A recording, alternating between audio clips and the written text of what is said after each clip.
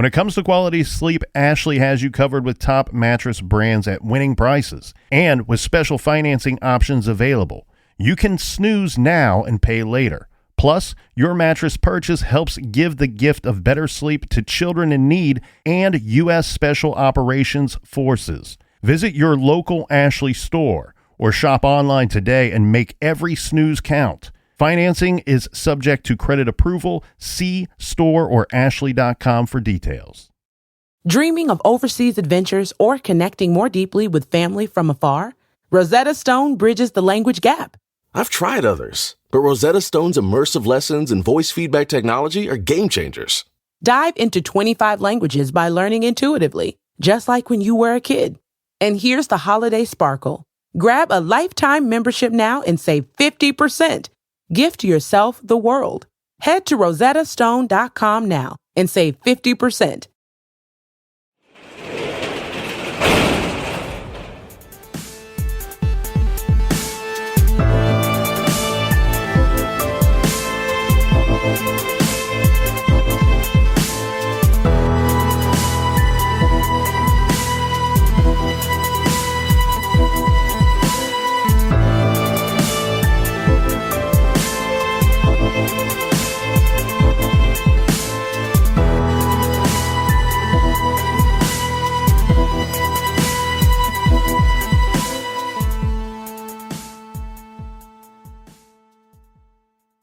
Welcome to True Crime Garage. Wherever you are, whatever you are doing, thanks for listening. I'm your host, Nick, and with me, as always, is a man who goes by Dennis Solari, because you know, Phil is dead.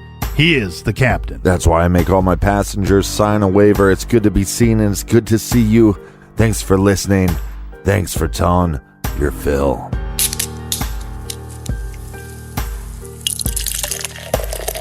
We are sipping on Carlson Amber Ale by The Exquisite Brewers over at the Elizabeth Brewing Company from out west in Elizabeth, Colorado. This medium-bodied, tawny-colored ale is brewed with roasted barley and dark crystal malts, making it almost as nutty as the captain, and we have been drinking cold beer thanks to our good friends right here. First up, cheers to Nicole in Houston, Texas. And a big shout out to Sherry.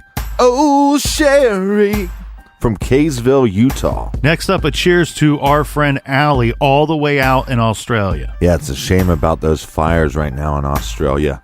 Big shout out to Jesse in Columbus, Ohio. Next up, we have a cheers to Maya in Paris, France. Wee wee. And last but not least, we have a big high five to Samantha in Salem, Oregon. Thanks to everybody for filling up the fridge for this week's show. If you want to help us out with next week's show, go to truecrimegarage.com and click on that tiny little donate button. And right now, till January 12th, you can order a Zodiac zip-up hoodie or the True Crime Garage Brewing Company pullover hoodie.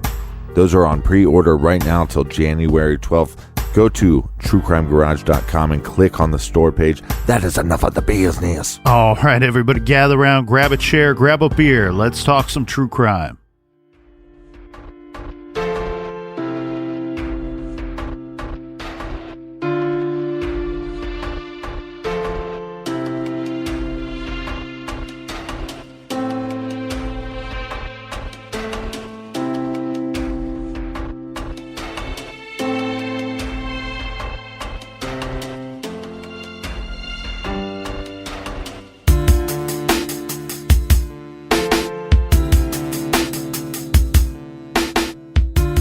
Days after Jennifer vanished, around 8:15 a.m. on Thursday, January 26, the Orlando Police Department received a call from a resident at what was at the time described by many as a seedy apartment complex. Or, like the Crispy Colonel would call it, poopy. That's a real estate term. This is just 1 mile down the road from Jennifer's condo.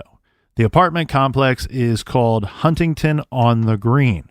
Huntington on the Green was a straight shot from Jennifer's condo complex down Conroy Road, which turned into Americana Boulevard and then a quick left on South Texas Avenue. This brought you to the entrance of Huntington on the Green.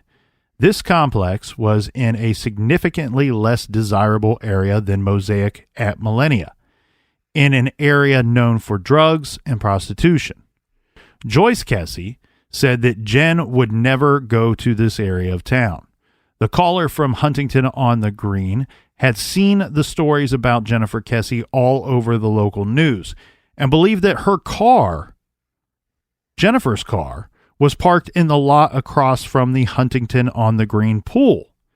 The police checked it out, and sure enough, it was Jennifer's black four-door Chevy Malibu. The doors were locked, and it was parked front end in a visitor's spot in the lot. Oh, yeah, you want to lock the doors because it's a bad area. Now, we have no idea who this caller was, who called to report the vehicle that they believe to be the missing girls. The Orlando Police Department has never addressed the identity of this person. The car was locked, and one report we've seen says that Jennifer had a coded key, not one that could be copied. So if that's true, whoever accessed the car did so using Jennifer's own keys. Mm-hmm. The Orlando Police Department never asked Drew for his spare key to Jennifer's car. So it's not clear how they opened it. Apparently, police had their eye on Jennifer's boyfriend, Rob, as a possible suspect. We can surmise this because he was called to the location of the car by the police department, and he was made to stand by as they pried open the trunk. This is strange to me. I've seen this in many cases, to be honest with you. Really? Yeah, and this is they want to observe the reaction of the person who, at the time, is probably their prime suspect. Right, but everybody reacts differently. Correct. So their idea is that we found this car, or somebody told us where the car was. We go check it out. It's Jennifer's car. Our number one suspect right now is her boyfriend. But this is also because they've been telling the parents and everybody else who will listen, well, we think that she just had an argument with her boyfriend and she went off for a while and she'll be back. But now they're going, okay, well, our number one suspect is the boyfriend. Let's take him to the car. And when we open up the trunk, because we might find her there, we want to see what his reaction is if they open up that trunk and she is in there. That's breaking it down, right? I think they want to see his reaction either way. Okay.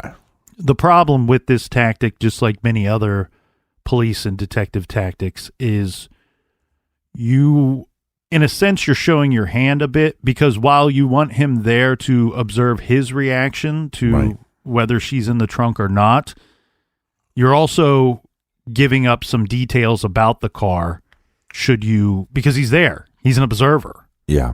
So, but also you're running the risk of showing your hand to him, and if he's your number one suspect, now he becomes less cooperative. Lawyer up. Mm-hmm. Become less cooperative. Mm-hmm. And I think the other thing too is that you want to not just observe his reaction, and this might even be more key because, as you very astutely pointed out, everyone reacts differently to any given situation. So you can't just write down, oh, he did this, and we find that to be guilt. You can't sell that to a jury. You can attempt to. You don't know that they're going to buy it or not. No. What I think this provides you more so is if she is in the trunk, God forbid, you want to question him immediately. You want him in a state of vulnerability when you start to question him. And you might be able to get that on the scene at that moment. Right. Rather than him being able to prepare himself, be it emotionally or otherwise, with a phone call that says, hey, we found her car, we found her body, we need you to come down to the police department to answer some questions. No, and now it's, hey, good news. We just found her car. It's over here. Can you be there? Oh, you can? Great. Perfect. Because we just found it. We're getting ready to open it up, and we're probably going to need your assistance, and we're probably going to have some questions. Yeah, I'm guessing there's two detectives. So if it was me and you, who would open up the trunk and who would be staring at his face? I don't think that matters. There's probably a team of people there, not just two detectives. Now, to everyone's relief, and we know this, obviously, Captain, Jennifer was not in the trunk of her car. Police put the car on a flatbed without locking it and removed it for processing. Here is what we know was... Hold on, so they didn't process the condo, but they're going to process the car. Okay. Here's what we know was found. There was one small fiber found, one latent print that has no match has been made to date. A DVD player was strapped into the back seat with the seat belt. A cell phone car charger unplugged wrapped around the gear shift. A pair of expensive sunglasses that Jen wore to St. Croix. Flip-flops. Jen's broken mail key. Okay, now we mentioned earlier that her key ring contained her car keys, contained her house keys, and a mail key. This mail key was broken and had been replaced. So there was a new operable key on her keychain. Whatever was in the trunk, this is interesting, has never been disclosed or discussed by Orlando Police Department. That's curious, right? Remember the missing briefcase, her work briefcase. Right. Some of her friends have said she kept it in the vehicle sometimes overnight. You know, like that. I think that's a pretty normal thing. Like if there's something that you're not really worried about anybody taking it. Right. And it's something that all you are doing essentially is lugging it, schlepping it from your vehicle to your home and then back again first thing in the morning. I think we all do that sometimes. There's things that you just go, I'm better off leaving this in my car. Well, yeah, sometimes you need it because you want to do some work at home, but most of the time you can leave it in your car. Used to do that all the time. I had a book bag that I'd take to guitar lessons with me, and most of the time I didn't need it. So on top of that, we have some friends saying that she likely at times would put this in the trunk of the car. So what I find interesting about this whole thing is we have a trunk that was opened, that was processed. There may have been something in it. There may not have been. Whatever was in that trunk has never been publicly released, has never been discussed by the police department. But what I'm getting at here is one of the items that is determined to be missing and still missing to this day is her work briefcase, which could have been in the trunk of that car. I'm just simply pointing out there is a chance that for whatever reason, it's not actually missing. The detectives have it. The police department has it. What is that website you were talking about? There's a Facebook page, and there's also the website. Okay. So it's jenniferkesse.com. Okay. And then the Facebook page, I believe it is Help Find Jennifer Kesse Facebook page. Okay. But the boyfriend is still friends with the family, right? Yeah. There's no problems there. Right. So I was just wondering, like, he would have some information of what was in that trunk. And so I didn't know if they had any information on one of those websites about what was in the trunk. I'm guessing he might actually not remember, though, because he's probably so relieved not to find. He's traumatized by the possibilities. Right. You know, that before they bust open that trunk. The other thing, too, is he may have been told to stand back. You know what I mean? To stand a little ways away. And then if they open up the trunk and find whatever their strategy is for having him there, then you have him approach, or you're telling him this is what we found. Is this, if you were a detective, is this a strategy you think you'd use? I would use it for the purpose of not so much his reaction or judging his reaction. I would use it for the purpose of questioning him immediately when afterwards, right? Because he's going to be vulnerable either way. Either he's innocent, that he's a victim, and his girlfriend, potential love of his life, was just killed. Right, throw him off guard. And he finds out, this is still days. There's still hope at this time for all of her loved ones that she is going to come back. Yeah. No matter how she was taken or why she is gone, there's a good chance. We're talking, depending on how you cut it. You know, we said that 10-hour window of time. She could still only be missing technically for 48 hours by this point. Right. So you want to question him when he's vulnerable.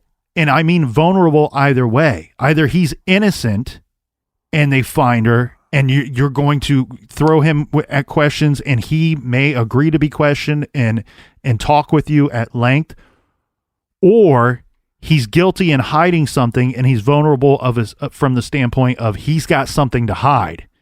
And now you and him know it all at the same time. So I would use it from that perspective. All right. So we don't know what was found in the trunk, and we don't know what was missing from the trunk. Correct. And here's the other thing, though, too. Some of these items, they're not very specific on where they're found in the car. So just to be clear, we're not saying, when we say they've never said what was in the trunk or what was not, we're not saying that any of these items were not found in the trunk. We just don't know. We're going based off of what the police has stated regarding this vehicle. One thing that I found to be extremely interesting, and this is an area where they did seem to put a lot of effort and do their due diligence, was they checked the gas level of the car. And their statement was that the gas level in the vehicle was consistent with Jennifer gassing up in Fort Lauderdale and then driving to work in Ocoee on Monday and then driving home from work Monday night. So whatever happened in this car, it did not travel a long way unless someone put more gas in the tank.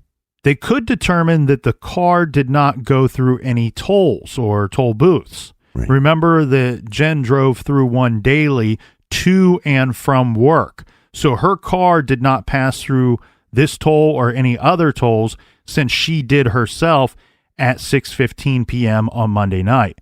So what this means here is, and you and I both lean toward the side that whatever took place, whatever happened to her, it happened after she got ready for work. And so if you want to use that as your angle, as your go-to, then what we can point out here is she didn't make it if she got to her car and started driving toward work, she did not get very far because she did not pass through this toll again, nor did whomever took her. In the photos available of Jennifer's car, there is what appears to be some dried mud that is visible on the lower driver's side door panel, and possibly on the tires as well.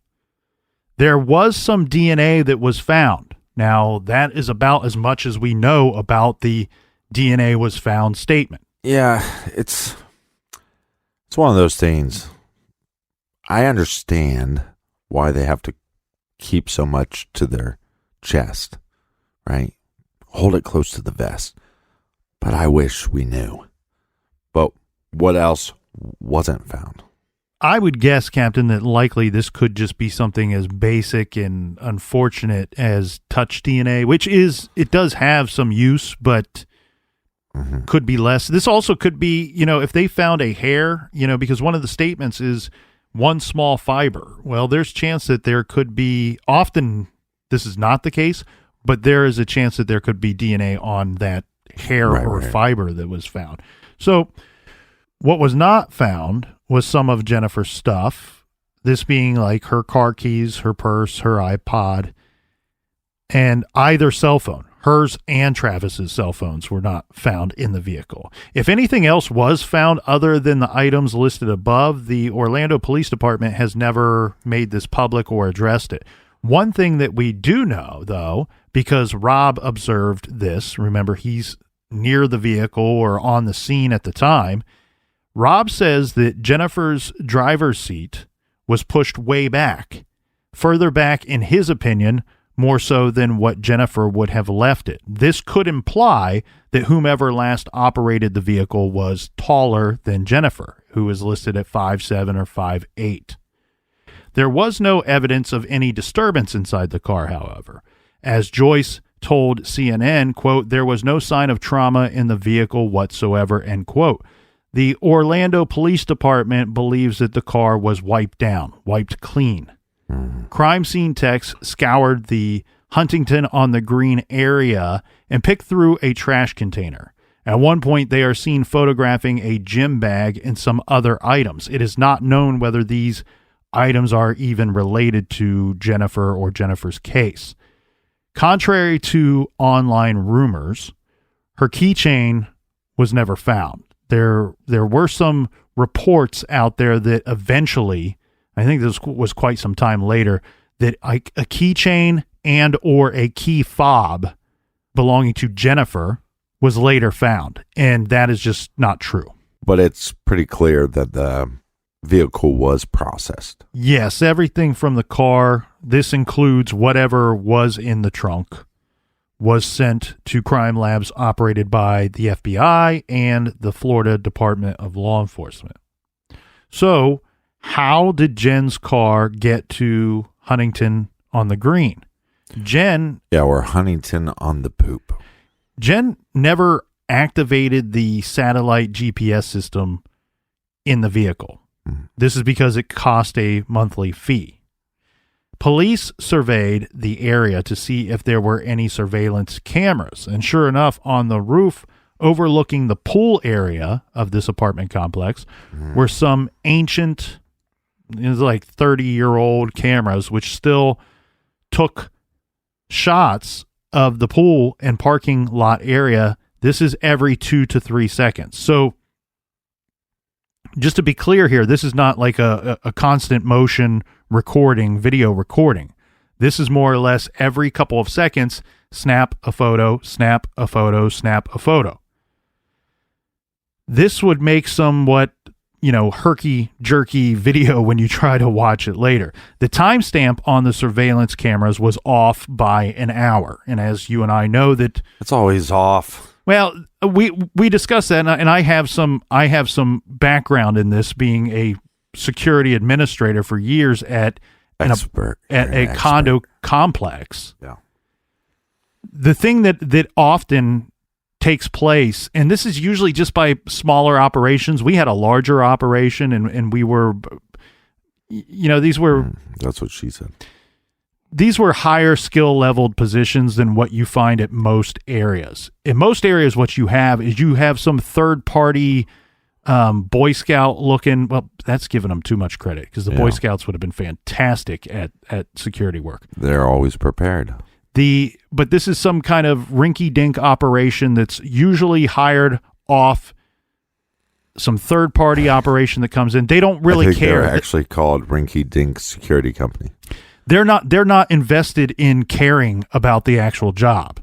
These are guys and women that come in there. They make slightly above minimum wage. They're just there to sit in a seat and provide the optics of actual security. What takes place then is the people in charge of these cameras, regardless if they're 30 years old or 30 months old, right? When we fall ahead or spring forward, no one bothers to update the time on the cameras. So when you have to go back later and try to find something, that creates another obstacle for trying to locate whatever it is that you may or may not be what you believe you're looking for. Right. So despite all of this, there was some useful material found on the footage stored in the cameras.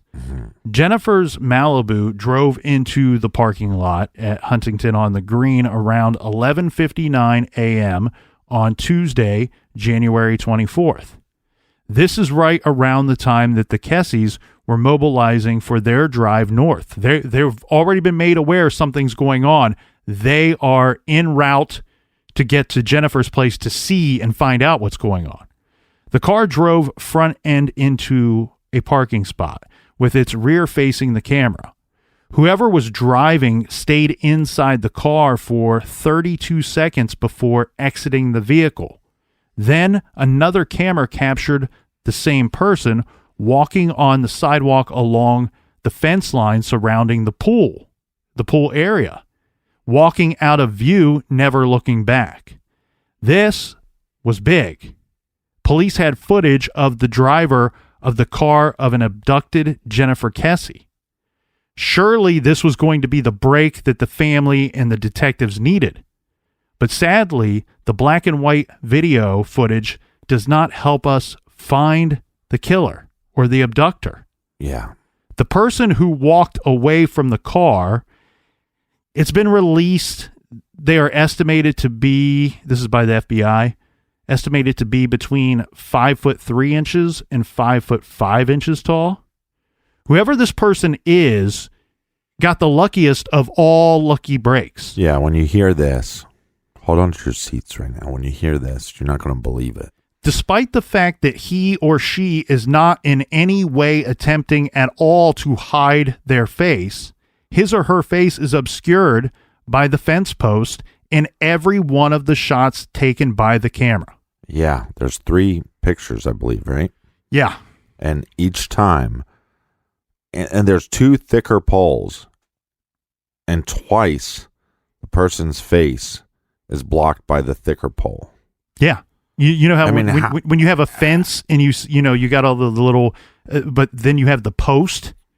Yeah. It's almost like this person got lucky enough that the picture was taken at an angle and their face, what I can only guess would be a hideous, ugly face, is completely covered by the fence post. Like you said, the thicker portions. I mean, you can't get any luckier than that. Yeah, even if you paid somebody to try to recreate this, they probably couldn't do it. So Drew Kesse has stated publicly that even NASA tried to enhance these snapshots or the video, but what we can see online is the best that they say they could do. The only thing that we can tell for certain from the video is that the person of interest for that, what he or she was declared to be by law enforcement, right? It's believed to be wearing, or it shows wearing, light colored clothing that appears white, black shoes, and has his or her hair in possibly a bun or has some kind of hat on. People who have seen this video usually believe that the person of interest is wearing some kind of uniform, like a painter's or drywaller's clothing, or even maybe a line cook uniform. But the Orlando Police Department has announced that the person of interest clothing was likely darker than it appeared and was not white. So Unconcluded was able to clarify that the video footage taken by that camera washed out everyone's clothing color. Right. This comes from Jennifer's mother, Joyce. So what appears to be white clothes, seemingly worn by the person of interest, may in fact not be so white. Right. Shockingly, even though the Orlando Police Department finally released this video to the public after a year of keeping it under wraps, they only released the still shots taken from the video. No one has been able to identify the person who we know to have been driving Jennifer's car. So just to be clear, we have those 3 shots that I was talking about, but you're claiming that there's also actual video. I can't say that for certain. Because if there was video, we'd be able to stop that video at different points to get us some kind of better look at this individual's hideous face. Well, no, because don't look at me, Jerry. The way that the camera itself operated, it's not operating every second. It's not a complete, consistent, smooth motion. It's just it's just getting a little bit here and there. There is a lot of debate that there is portions of the video that has not been released, and I think that's because we are only seeing some snapshots. That's what came out a year into this case. And so there's been debate on what we're not seeing. Look, the whole purpose of releasing what they could see on there was to identify this guy. So if there is any footage, be it snapshot or otherwise, that shows this individual's face, there's no reason to not release that. You see what I mean? It's not like there's some missing footage somewhere that police are holding on to that shows this person's face.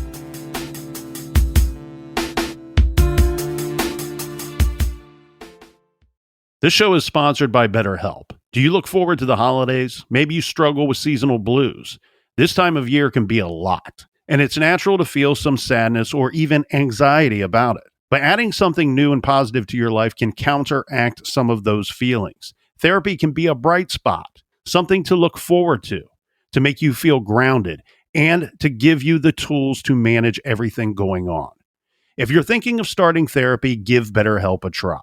It's entirely online, designed to be convenient, flexible, and suited to your schedule. Just fill out a brief questionnaire to get matched with a licensed therapist and switch therapists at any time for no additional charge. Find your bright spot this season with BetterHelp. Visit betterhelp.com/garage today to get 10% off your first month. That's BetterHelp, HELP.com/garage. Rosetta Stone is the language learning program with a lasting impact. I've been using their app to learn French, and it's not just about memorizing words, but actually having real conversations. And it's not just French. They offer 25 languages. Right now, Rosetta Stone has an awesome holiday deal, 50% off their lifetime membership. Every language, unlimited access forever.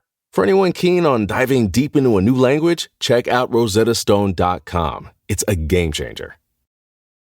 Angie's List is now Angie, and we've heard a lot of theories about why. I thought it was an eco move. Fewer words, less paper. No, it was so you could say it faster. No, it's to be more iconic. Must be a tech thing. But those aren't quite right. It's because now you can compare upfront prices, book a service instantly, and even get your project handled from start to finish. Sounds easy. It is, and it makes us so much more than just a list. Get started at Angie.com. That's ANGI, or download the app today.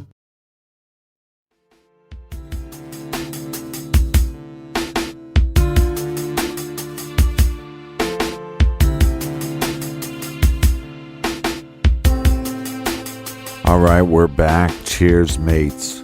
Cheers to you, Captain. So I want to ask you a question. When I'm looking at this, like I said, I can see 3 different images, and that's just me Googling. That's just me Googling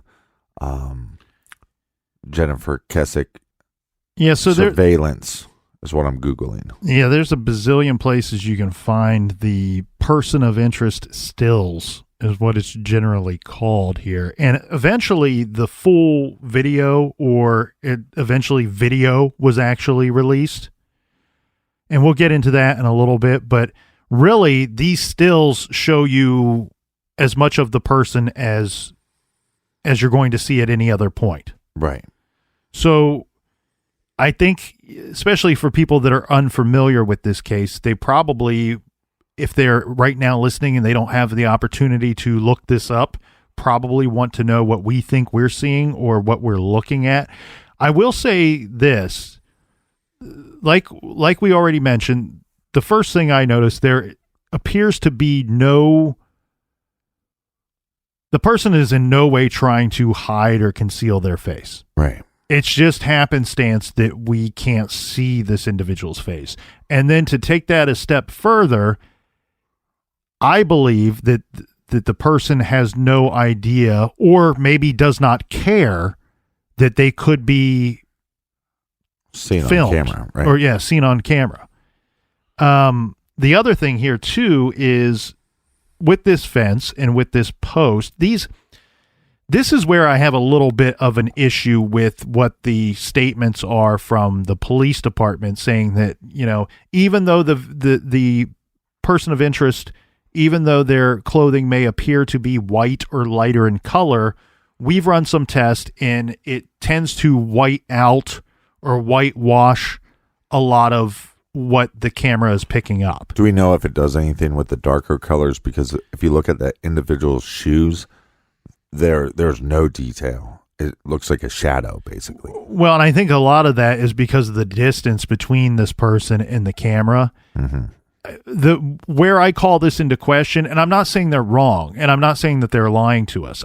When I look at this, I'm seeing different varying colors of dark and light. Right. And it doesn't make sense to me. It seems to me like if it was going to whitewash or white out, it should be doing that to everything, right? Or at least in some form or fashion. Now, I do know that they, according to their statements, they came up with this by placing officers and FBI agents and such in front of these cameras and filming them, and then looking at it afterwards, and they're like, oh, maybe your brown jacket appeared to be gray or appeared to be almost white. Mm-hmm. So I agree with what they're saying, where it's not reliable information, what our eyes are telling us here regarding the clothing color of the person of interest. However, we can clearly see a dark colored fence it appears to me like I feel I could confidently say this individual is wearing lighter colored clothing. The other thing that I want to throw out there too is I can't say this with 100% certainty, but everything I'm seeing tells me that this individual is male. Again, what was the height of the individual? Well, that's the other issue. They stated that the person that is in the video is either between 5'3" tall and 5'5" tall. Yeah, it's pretty small. The problem with that, according to Jennifer's father, is that the family was told that several agencies, different law enforcement agencies, tried to determine what the approximate height would be of the person seen in these photos. Right. And it doesn't take Sherlock Holmes or Albert Einstein to really try to figure this out, because we have these fence posts and there's these height markers along the way. If you were to throw in the angle of the camera and so on and so forth, you could get a general sense for what the height would be. However, the three different agencies came up with varying heights. Each one of them came up with something different. What they later told the family was, well, even though we had different thoughts on what the height of the individual could be, we just decided to go with what the FBI came up with. So I don't know that that's 100%. Her father's on record as saying that they were told that they were getting heights as tall as 5'11". So yeah. I really feel like you have to go. This could be 5'3" all the way up to 5'11". I think you just or 6 foot. Right? I think you just take all of those numbers and just throw them in together, and that's the range that I believe we're looking at: 5'3" to 5'11". There's also a big white sign, which you would typically see on a pool area anywhere. That don't pee in the pool. Well, this individual would have, it would have concealed this individual somewhat. Probably not the face looking at this angle, but yeah, the person gets lucky. I think what I'm seeing is a short-haired male who is tanner than his skin tone is more tan than the shirt that he is wearing. Yeah, I agree. He's wearing dark shoes. And I don't see anything to indicate a hat. Some people say a hat. I do see what I think could be a bun, like a hairstyle with a bun, but that's what's often reported. Yeah. But you know what I think is given the illusion of this bun hairstyle? I think that it's the height of this individual contrasting against the fence that is so dark in these pictures. Right, but I also believe that it's the first picture. The first picture, it looks more like a male bob cut or something, like a. Yeah. You know what I mean? I can see that. I don't see the bun in that picture. The only time that I really see a bun is, I believe that's the third picture that was taken. And the third picture, to me, I go, that could be a bun. Yeah. If you had to ask me exactly what I believe I'm seeing a male, and a lot of this is gut feeling, Captain.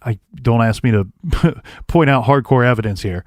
What my gut tells me I'm seeing is a male who's probably on the younger side. I would put him no older than late 20s. This could even be somebody that's 17 to 28, 29. Mm-hmm. His skin tone would be slightly tanner than the color of his shirt, which again, we don't know what the color of that is. Well, have you seen the image? And I would put him at just below to average height.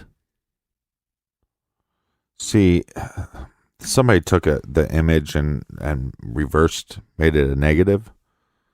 And in the third image, it almost looks like there's something, because where the head would be is in between like a triangle, like in the fence. And it almost looks... On the first image?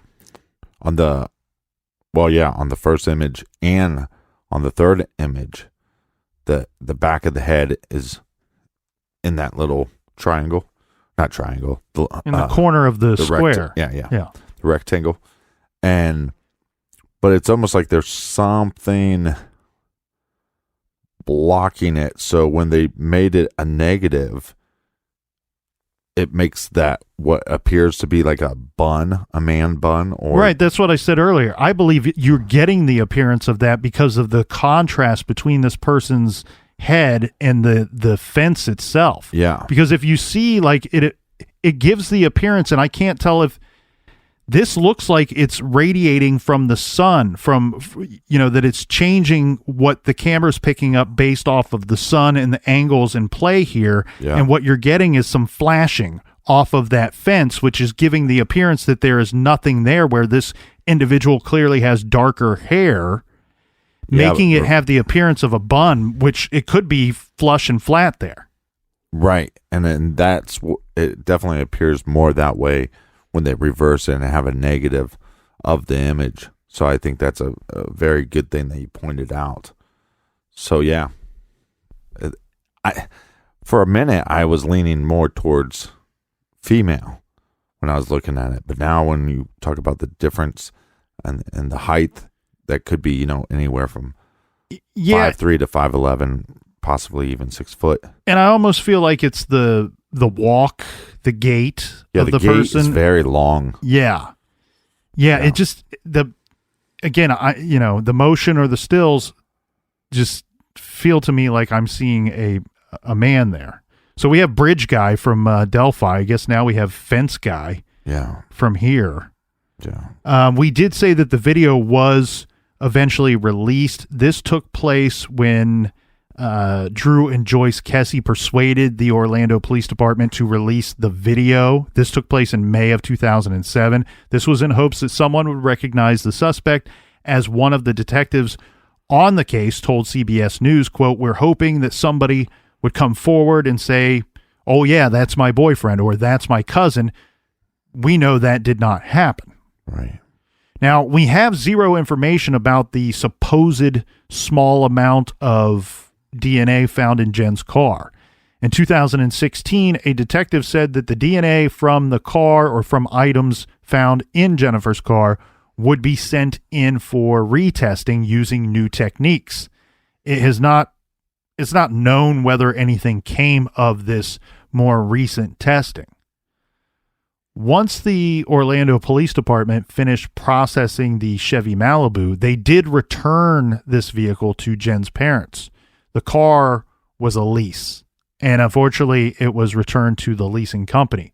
So any new techniques for extracting evidence that they didn't find at the time or couldn't locate at the time cannot be done since this car is gone. So the thing here, though, Captain, I feel like is a very important question that we have to ask ourselves. Why did or why would the person of interest park her car at Huntington on the Green? What is the motive for this movement? Because when we look at this, we have to, or we could easily, I shouldn't say have to, but we could easily surmise that whatever happened to Jennifer, or whatever stopped her from going about her day as she routinely would, this took place before this vehicle was placed there. So potentially this was something that was unnecessary to the taking of Jennifer. This is something added that the person of interest, that's what they're calling the man seen in the footage. Right. This is something extra that he did. So what do we think could be the motives for this extra movement, this extra action? Yeah, I see what you're saying. I lean towards the idea that she could have been in her car and then she was carjacked. And this could have happened right outside her condo, or this could have happened on her way to work. And to me, then it just makes the most sense that she's hijacked and then wherever they take her, and then they return the car, because it's a lot easier to hide a body or a person than it is to hide a vehicle. Right. The thing here, though, is under that scenario, then we have to, there's a couple more ideas that would be involved in that. So one, there's no sign of trauma or struggle in the vehicle itself. Now, that doesn't mean that somebody couldn't gain control of this young woman without there being a struggle. That's very possible. But we would have to assume that that then took place. Then take that a step further. Now, if she's not in the vehicle driving around her condo complex or immediately coming out of the condo complex, very likely the perpetrator, unless they decided to look at her address on her driver's license, mind you, she just moved there less than 3 months before, might not even be updated by this point. The then driver, the perpetrator, would have no idea where the vehicle came from. So that would mean they're just picking a random spot. They didn't pick Huntington on the Green because they knew it to be different from the origin of the vehicle that morning. Right. What I'm pointing out here, and this is not 100%, your theory is as good as any out there until we know what happened to Jennifer Kesse. What I'm pointing out here is that if, in fact, this is an added action, and if, in fact, this took place, meaning she was abducted from her condo, on the way from her condo to her car, or as she's getting in her car, right? If that's what took place, then this is certainly an added action that is unnecessary to what the original motive would be. The original motive would be to abduct a young, attractive woman. Right. Not to abduct a young, attractive woman and move her car. What it points out to me that is, if in fact this is an added action, then what that means is the victim and the perpetrator they share something in common. And what they share in common is this condo complex. Now we need to set up a situation, a scenario where the police and detectives can easily surmise that she might not have been abducted from her condo or from the complex's grounds. Now I'm putting the vehicle in another location to give a whole different realm of possibilities, removing me, or at least making me a less likely suspect, because her and I, the perpetrator and the victim, share one thing in common: the condo complex. Right. But I think you're a little brazen to want to move the vehicle because it gives you another scenario where you can get caught. And maybe you have some story that you can explain away why you have the car. But to me, if so, that would probably mean that you knew the victim better than just being acquaintances with her. Right. And that's where I say, what is the motive for this added action? Because you're putting yourself at further risk of getting caught. So that must have been great enough. The motive must have been great enough for you to risk that. Right. And truly, you're right. And I'm right. No one really knows for sure at the end of the day. I just wanted to point out that I believe the proximity to the mosaic at the Millennia and where the vehicle is found is likely not a coincidence. The two locations are just about a mile apart in a huge city. And I think you and I are agreeing here in the sense that this means something, that this either means the vehicle itself is a crime scene, even if that wasn't later detected by anybody, or this is to throw off the police, meaning that the person of interest had some connection to the location where the car came from, the apartment, the condo complex. Yeah, look, I'm a little call to action here. I'm going to post those 3 images, their surveillance images, onto our Instagram at True Crime Garage. I will also toss them up on our Facebook. So if you're on Facebook, True Crime Garage as well, or you could Google them. But let us know in the blog what you think. Maybe somebody out there can see something that somebody else hasn't yet. Yeah. Or has some kind of life experience or whatever that will play into some idea that we've not discussed. Right. But we're not done with this car yet, right? Or the person of interest. So despite initially looking promising, the car and then the surveillance video, they're not really super helpful, right? Right. And another piece of confusing evidence in this case, the Orlando Police Department employed a tracking dog named Bo to sniff Jennifer's car in the Huntington on the Green lot and then track that scent.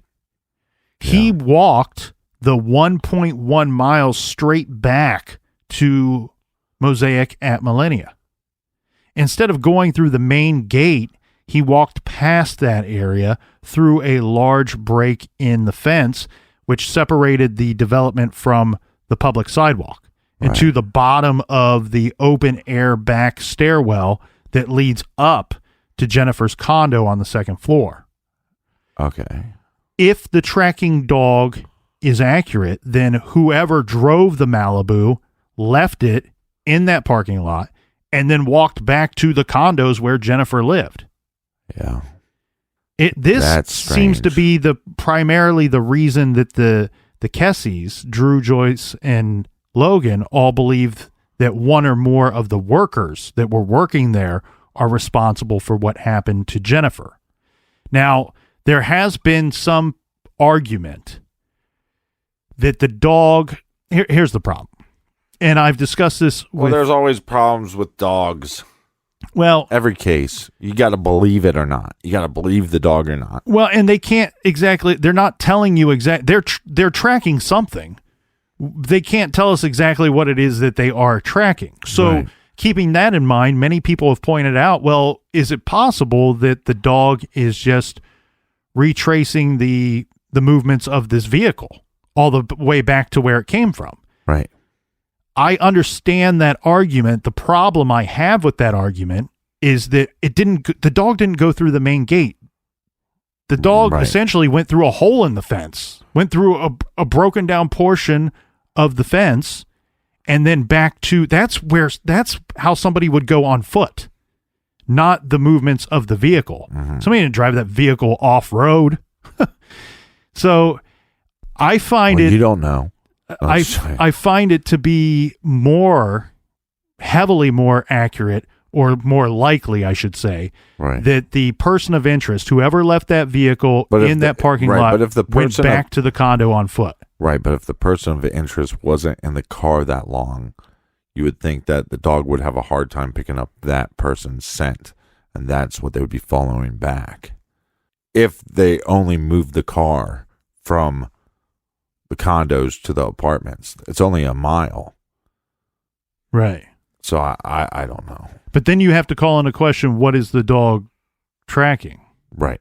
Because it seems, again, like I pointed out with the where the vehicle was placed and where we know it would have been at one time, regardless if Jennifer moved it or the person of interest moved it. No. I agree with you somewhat, but what I'm saying is, if that perpetrator or the POS was in that car for a little bit longer, then maybe there would be more of a substantial substance for the dog to track, is what I'm saying. Right. No, I know exactly what you're saying. I'm just pointing out that I find it too big of a coincidence that the car is found within 1.1 walking miles distance from where it started off or should have been. So to me, that is too much of a coincidence that it was moved for any other reason other than for it not to be found at the condo complex. Yeah. And then to top that off, the dog does not know where Jennifer Kesse lives. It's too much of a coincidence that the dog then returns to the condo complex. Right. But okay, to be clear, the dog doesn't go to her door. It just goes to the parking garage where her car came from. Right. Yeah, not the garage, her parking spot. It goes to the stairwell that led. These are the stairs that she would have had to go to and from to get from condo to car to condo. Yeah, because I just wonder if it's possible that this individual didn't just go back to the condo unit to get in a car and leave, if he actually went back into her condo. I can't say for certain. Which makes me very upset that they didn't process her condo. I feel like had this individual, I mean, why would the dog stop all of a sudden there? I mean, the dog traced this scent for 1.1 miles to the stairs or near the stairs in that parking area. Right. If this perpetrator went back up to her condo, You think the dog would go all the way? I think the dog would have went all the way up there. I think you're right. I think this individual, the reason why the dog stops there is the foot traffic scent that was created by this perpetrator ended there, meaning this individual got into his vehicle or somebody else's and left. Right. That, Captain, technically is the end of the actual known evidence, all of it in this case. But it is far, far from over, and there is so much more to discuss.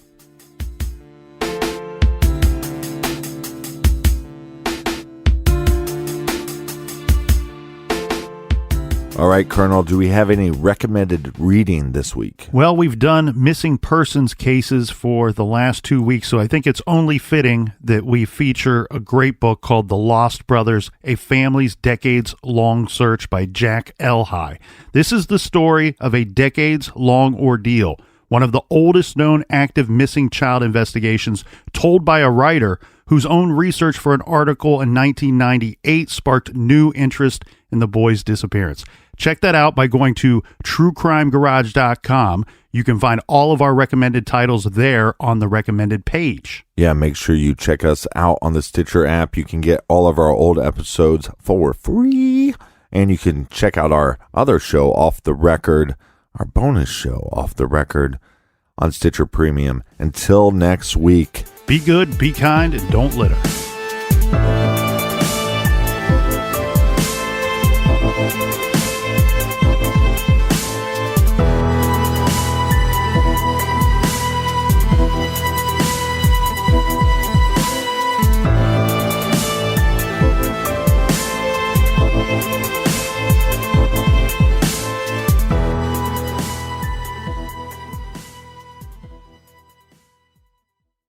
The Angie's List you know and trust is now Angie, and we're so much more than just a list. We still connect you with top local pros and show you ratings and reviews, but now we also let you compare upfront prices on hundreds of projects and book a service instantly.